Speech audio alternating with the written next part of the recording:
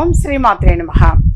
జ్వాలాతోరణం అనేది అంటే జ్వాలాతోరణ దర్శనము చేసుకోవటము అంటే కార్తీక పౌర్ణమి రోజు సాయంత్రం పూట జ్వాలాతోరణము అనేది వెలిగిస్తాము. ఆ జ్వాలాతోరణము అనేటువంటిది వాస్తవంగా దాన్ని దర్శనం చేసుకోవడం వలన సర్వ పాపాలు తొలగిపోతాయి అని, అలాగే భూత ప్రేత పిశాచ బాధలు కూడా తొలగిపోతాయి అని, మంచి జరుగుతుంది అని చెప్పేసి భక్తుల నమ్మకం. దీనిని త్రిపురారి పూర్ణిమ అని కూడా అంటారు. త్రిపురాసురుడిపై శివుని విజయాన్ని సూచిస్తుంది. జ్వాలాతోరణం దర్శనం ద్వారా సర్వ పాపాలు కూడా తొలగిపోతాయి. జ్వాలాతోరణం భస్మం ధరించడం వలన అంటే జ్వాలాతోరణం అనేది ఆ ప్రాసెస్ కంప్లీట్ అయిపోయిన తర్వాత ఆ భస్మాన్ని గనక మనము ధరిస్తే భూత ప్రేత పిశాచ బాధల నుండి విముక్తి కలుగుతుంది. ఈ ఆచారం దైవిక శక్తిని ఆకర్షిస్తుంది అని, ఆధ్యాత్మిక వృత్తిని రక్షణను ఇస్తుంది అని నమ్ముతారు. అలాగే త్రిపురాసురుడిని సంహరించిన శివుని విజయాన్ని పురస్కరించుకొని దీన్ని జరుపుకుంటాము. ఈ రోజున శివాలయాలలో 365 ఒత్తుల దీపారాధన, దీపాలు వెలిగించటము అనేటువంటిది జరుగుతుంది. అంటే తప్పనిసరిగా 365 ఒత్తులు వెలిగించటము అనేటువంటిది ఉంటుంది ప్రాసెస్.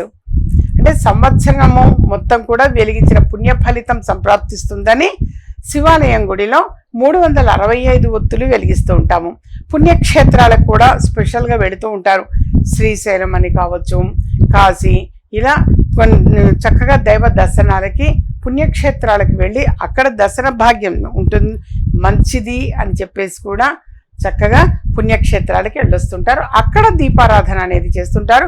మామూలుగా మన ఇంటికి సమీపంలో కూడా శివాలయాల్లో దీపారాధన అనేటువంటిది చేస్తుంటాం.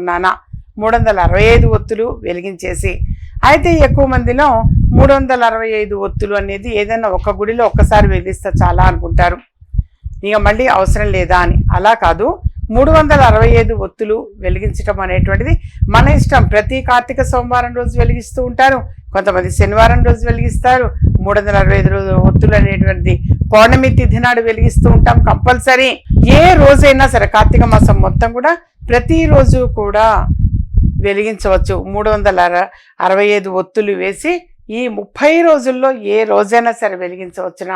శివాలయంలో చక్కగా వెలిగించటము, ఏదైనా పండు నైవేద్యం పెట్టటము, మరి ముత్తైదులకు బొట్టు పెట్టి పూలు పండు తాంబూలం ఇవ్వటము, వాళ్ళ ఆశీస్సులు తీసుకోవటము చాలా చాలా మంచిది. సో ఇంతకీ ఈ జ్వాలాతోరణ దర్శనము అనేటువంటిది చాలా మంచిది ఆ దర్శనం చేసుకోవటం అనేది సర్వ పాపాలు హరిస్తాయి. అలాగే జ్వాలాతోరణ అనంతరము ఆ విభూతిని గనక ధరిస్తే భూత ప్రేత పిశాచాలటువంటిది అంటే ఆ భయము అనేటువంటిది ఉండదు.